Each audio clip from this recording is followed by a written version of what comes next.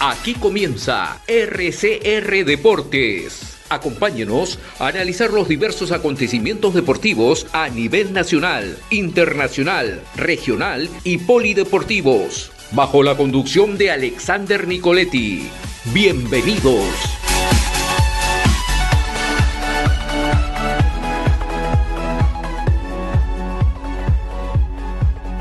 Matute, él es periodista deportivo en Área Deportiva FM, ¿no? Desde Ecuador, para hablar un poco de la actualidad, ¿no? De cómo ha visto a la selección peruana, a la selección ecuatoriana, ¿no? La selección ecuatoriana, cómo acaba este 2023 y cuáles son las expectativas para que este nuevo año, ¿no? El 2024, porque vienen partidos amistosos, la Copa América y obviamente la reanudación de las eliminatorias en el mes de septiembre. ¿Cómo estás, Iván? Es un gusto saludarte. Bienvenido a RCR Deportes.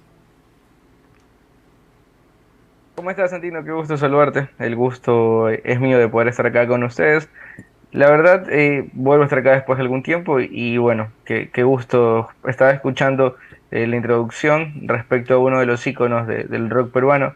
El día de hoy, justamente en la mañana, estaba revisando X y una pena, ¿no? Una pena porque es un ícono para los peruanos y sobre todo ahora que mi enamorada es peruana, tiene familia peruana también. Entonces uno siente un poco más la pena sobre este suceso de alguien que marcó hito en más de 4 décadas allá en el Perú. Así es, Iván, ¿no? Lamentablemente con esta información despertamos muy temprano, pero ya lo único que se puede hacer es recordar, ¿no? Como bien lo sabemos recordar y su legado obviamente va a seguir, ¿no? Va a seguir a lo largo de los años aquí en el país. Iván, ahora coméntanos, por ejemplo, cuáles son ahora, ¿no? Las expectativas que hay referente a la selección ecuatoriana para el próximo año y cómo tú ves y cómo se termina este 2023 para la selección ecuatoriana a tu forma de ver, a opinión tuya. Sabes que es muy interesante porque desde hace mucho tiempo y sobre todo acá en el país es muy complicado que la mayor parte de las regiones o de las provincias estén de acuerdo respecto a una opinión del director técnico. En este caso de Félix Sánchez Vaz, es un director técnico que tiene 4 partidos amistosos y las 6 fechas FIFA que se han disputado ahora de las eliminatorias sudamericanas.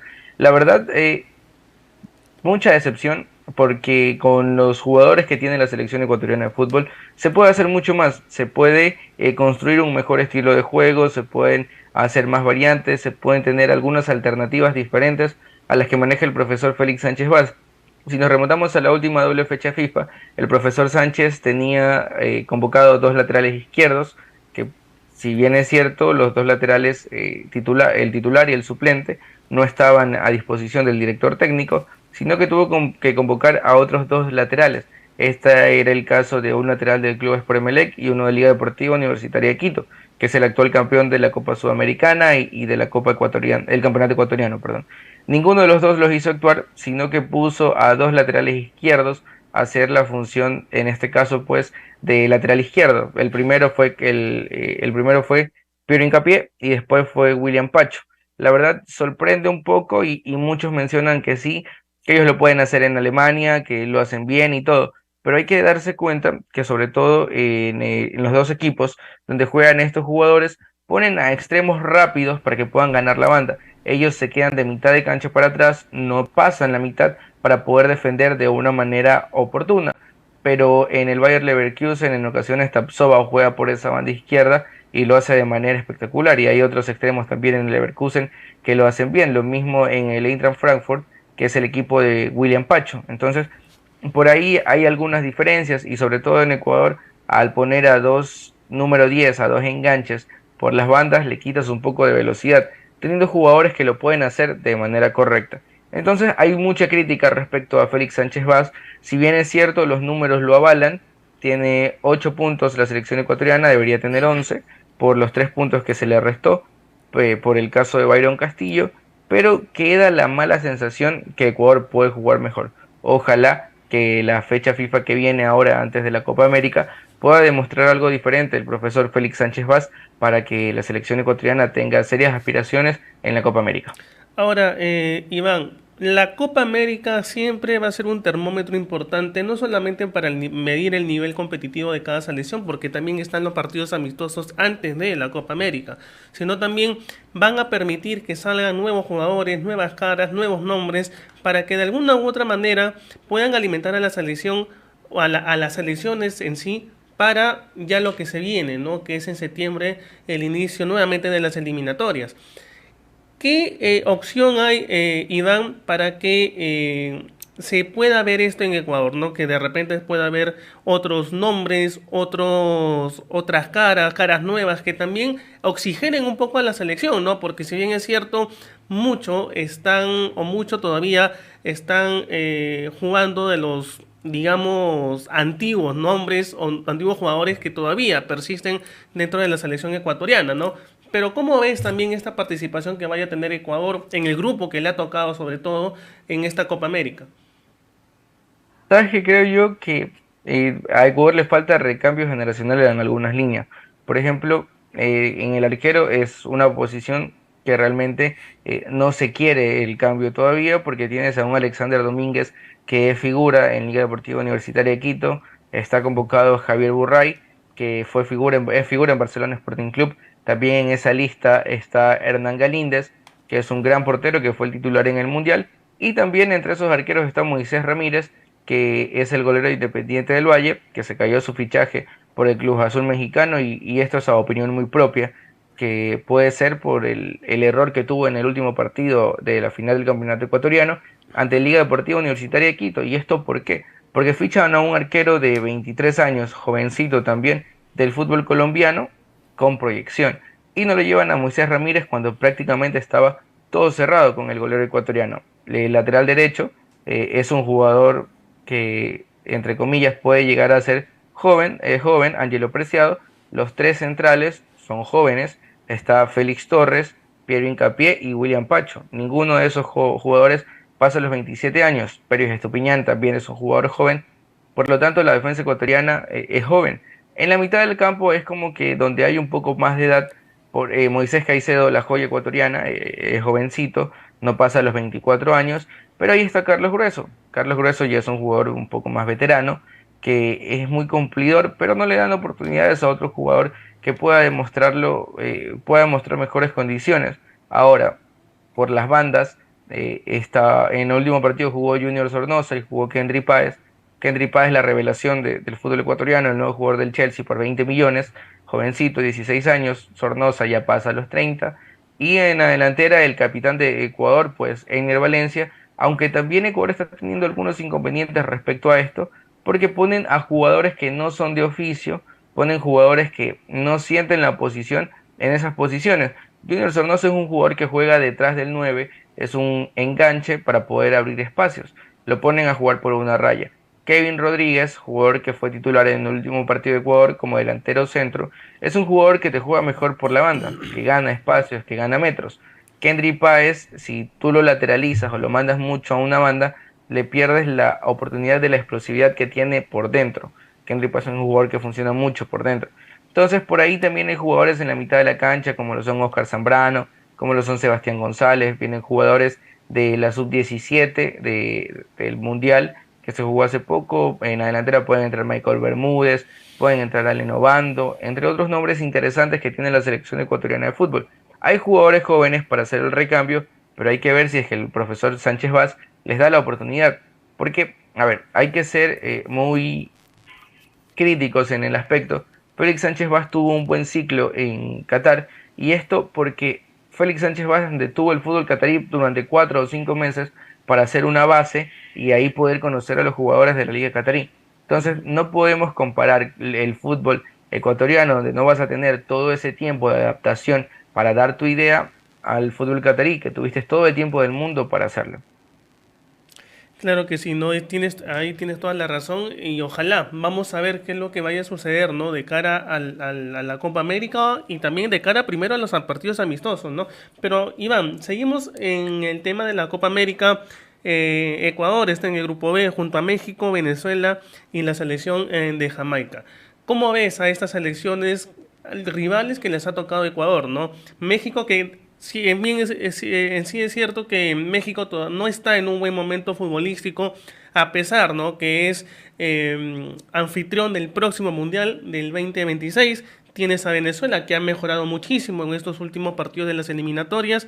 Y Jamaica, que de repente muchos dirán, Jamaica, digamos, es el patito feo del grupo, pero también tiene jugadores que militan en el extranjero, tienen jugadores que militan en el exterior, y Jamaica puede dar la sorpresa también en esta Copa América. ¿Cómo ves tú a los rivales que le ha tocado a Ecuador?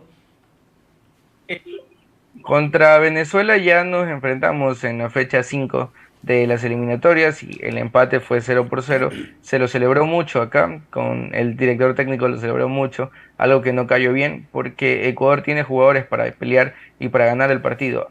Contra México hay que ver si trae al equipo titular o trae la sub-23 porque según las últimas participaciones de México en la Copa América, si llevaban una sub-23 o una sub-20 por la Copa Oro que disputan ellos, entonces por ahí hay que ver, pero creo yo que es una selección complicada.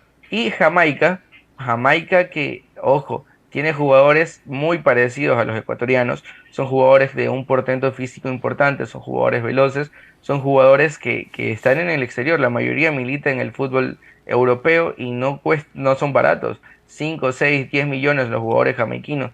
Quizá no es una de las ligas o no son jugadores de un país que se los mira mucho, pero la selección jamaiquina puede llegar a dar la sorpresa. Ojo que si la selección ecuatoriana de fútbol no retoma el estilo o la forma de juego, algo ofensiva que en su momento se tenía con el profesor Gustavo Alfaro, que a muchos no les gustaba, pero por lo menos atacaba y se lograba sacar partidos con alguna diferencia, pues ahora con Félix Sánchez Vaz, Ecuador se cierra atrás y de ahí no hay quien lo saque. Bien, entonces sí, vamos a ver seguramente un torneo complejo, un torneo competitivo. ¿Y tú crees, Iván, que esta Copa América va a ser distinta a las anteriores? No solamente porque hay más participantes, ¿no? Tenemos a más selecciones que van a estar en la Copa América, sino también el nivel, ¿no? Ahora que ya se oficializó por parte de Perú, que va a ser Jorge Fossati, el nuevo técnico de la selección, tras la salida de Reynoso, la posibilidad de que Ricardo Gareca llegue a Chile como nuevo técnico para ya el siguiente año. ¿Crees que esto, y más sumado los cambios que irán a haber seguramente para el próximo año hasta llegar a la Copa América, va a ser un torneo competitivo más que los pasados? Sabes que sí, el nivel de directores técnicos, sobre todo que hay en las eliminatorias, es importante. Jorge Fossati en su selección, en la peruana, está el Loco Bielsa en la selección uruguaya, me parece muy buen técnico. Hay que ver si sigue Leonel Scaloni en la selección argentina. Lo de el Tigre Gareca en la selección chilena también sería algo importante. La verdad, a mí me emociona mucho esta Copa América porque siento yo que los equipos van a estar un poco más nivelados y va a haber un poco más de igualdad en los partidos. La verdad, la Copa América va a ser un termómetro muy importante para Ecuador a ver si está eh, a nivel de las exigencias que tienen ahora los equipos. Uruguay ha tenido un recambio generacional importante y lo ha venido haciendo de buena manera. Argentina tuvo ese recambio con Lionel Scaloni y sigue metiendo más jugadores de las menores, Matías Soulé, Alejandro Garnacho, entre otros jugadores que vienen de atrás ganándose su lugar en la selección mayor. Perú, con la salida de Juan Reynoso y la llegada de Jorge Fossati, creo yo que va a demostrar más nivel del que ya teníamos. Lo único que habrá que ver es si el tiempo de adaptación y los jugadores pueden entender de entrada la idea de Fossati. A mí me agrada mucho el cambio porque Juan Reynoso tenía, en vez de evolucionar lo que había dejado el Tigre Gareca, me parece a mí que fue una involución del fútbol peruano. Entonces, con Fossati creo yo que les va a dar un salto de calidad enorme en relación al último director técnico, también Ecuador, lo de Chile, si es que se llega a dar. Entonces, son directores técnicos importantes que llegan a las eliminatorias sudamericanas. Y ojo, que se sigue hablando de la llegada de Carleto Ancelotti a Brasil. Si esto se da, pues sería espectacular para el fútbol sudamericano, que es uno de los uno de los continentes que más nutre al continente europeo, al fútbol de Europa, con los jugadores. Cada vez hay más sudamericanos en la Premier, en la Bundesliga, en la Liga Italiana, en la Liga Española, y no llegan de 22, 24, 26. Llegan jugadores de 17, 18 que ya debutan en primera. El caso de Víctor Roque, el caso de Kendry Páez, que a sus 18 años ya se va a ir para allá. También está Endrick, que antes de sus 18 ya tiene que estar en las filas de Brasil, perdón, del Real Madrid. Entonces son jugadores que han demostrado que siendo sudamericanos tienen todo para triunfar en Europa y por esto pues va a ser una Copa América muy interesante. Ahora, Iván, saliendo un poco de Ecuador, de la selección ecuatoriana y también de la Copa América, quería preguntarte algo sobre o referente a Paolo Guerrero. Sabemos que todavía se estaba viendo si es que va a continuar en el LDU o se salía en el LDU, pero hasta donde se tiene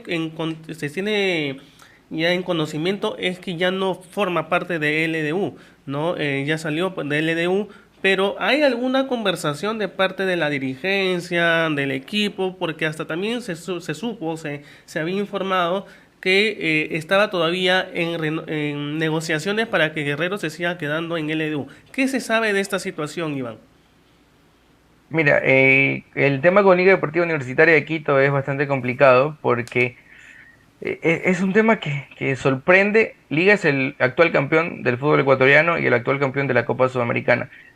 Al tú tener esos dos títulos vas a pensar que las cosas en ese equipo van bien, pero el problema dirigencial es el que está afectando a todo el entorno de Liga Deportiva Universitaria de Quito. Tiene su presidente, que es Isaac Álvarez, y el presidente de la Comisión Especializada de Fútbol, que es Esteban Paz. Entonces, tanto Luis Ubeldía como el caso de Paolo Guerrero, como el caso de otros jugadores del conjunto Albo han mencionado que se quedan solo si se queda el señor Paz. Entonces Paolo Guerrero es uno de ellos que mencionó que él seguía si sigue Subeldía y Subeldía mencionó que seguía si seguía el señor Paz. Entonces se sabe que no va a seguir el señor Paz porque las diferencias con el presidente del conjunto Albo, que es el señor Isaac Álvarez, son irreparables. Entonces no seguiría Paz y al no seguir Paz no sigue Subeldía y al no seguir Subeldía no seguiría Pablo Guerrero. Se habla que también el jugador peruano pidió un aumento importante en su sueldo para seguir este año. Entonces son cosas que por ahí no terminan de cerrarle al actual presidente, a Isaac Álvarez, para el conjunto Albo, y no renovaría contrato a Paolo Guerrero. Es una pena porque este año llegaron a nuestro fútbol dos jugadores de talla mundial, como lo fueron Marcelo Moreno Martins, que salió de Independiente del Valle, uno de los finalistas, y ahora Paolo Guerrero, que tendría todo para dejar el conjunto de Liga Deportiva Universitaria de Quito. Iván, si es que esto y se da y se confirma, ¿no? Ya la no contratación o la no renovación de Paolo Guerrero, ¿cuánto estaría perdiendo LDU con la salida de Guerrero? ¿Sabes qué? Y esto no es por faltarle el respeto a Paolo. Es un jugador importante tanto a nivel de Perú como a nivel de las eliminatorias sudamericanas, como a nivel mundial, pero Paolo ya tiene 40 años. Quizás un rendimiento ahora no sea el mismo que hace 5 años atrás, que hace 10 años atrás, donde era figura mundial. A Paolo Guerrero se lo resistió mucho acá en el medio local porque no marcaba goles y no hacía diferencia. Comenzó a hacer goles, hizo creo que 3 goles en el campeonato local y 3 goles en la Copa Sudamericana. Creo yo que si el sueldo es muy alto de Paolo Guerrero, pues puedes conseguir un jugador más joven, de mejores características, que tenga un poco más de velocidad, que se pueda asociar mejor y que no todo sea centros al área o pivotearla hacia el espacio para que llegue Paolo. Entonces creo que podría ganar un poco más liga teniendo un jugador más joven, de menor valor y que tenga mejores características que las que tiene ahora Paolo Guerrero. Porque hay que ser muy realistas, Paolo ya está en el ocaso de su carrera. Claro que sí, ¿no? Hay una parte ahí donde tú dices que es bien cierto y que Pablo Guerrero ya hay una edad determinada también para todo futbolista, que lamentablemente en la edad también le pasa muchas veces factura, ¿no? Le está pasando con muchos futbolistas reconocidos que son pilares fundamentales en cada selección y esto también llama para la renovación, como tú lo mencionaste hace un momento, ¿no?